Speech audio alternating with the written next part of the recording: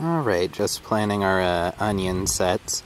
Most onion sets you can pick up at a garden center. They're normally the ones you'll see for sale at most retail garden centers. I also have some heirloom transplants that I grew in my basement that I'm going to transplant this year also. A little worried about how they'll do. I started them a bit late. They're probably about 8 weeks old or so, though, my transplants, so we'll see how they do, but just in case, I'll have a backup with these onion sets. Now, when you do go to buy onion sets, the thing you want to look for is you want your sets to have small bulbs. You don't want them to be very large at all, and it's kind of counterintuitive, but actually the sets that have bigger bulbs will produce a smaller bulb in the end, if that makes any sense.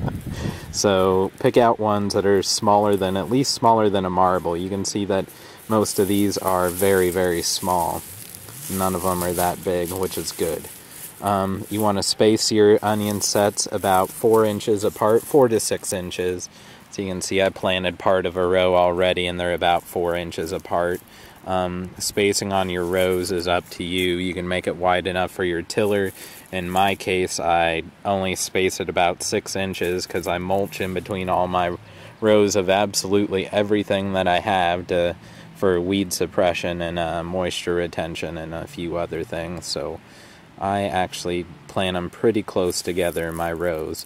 Most of the time you want to plant these in late March, early April, up in Missouri until the latest, probably April 15th. I'm a little late this year because I've had a lot of family stuff going on, but I am getting them planted finally on April 21st, so I'm not too horribly late, and they should be okay. Onions, I have read, are a biennial, which means that every 2 years they're supposed to flower and go to seed. If you do have an onion flower, as most of you might know, it's going to produce a bulb that has a split in it.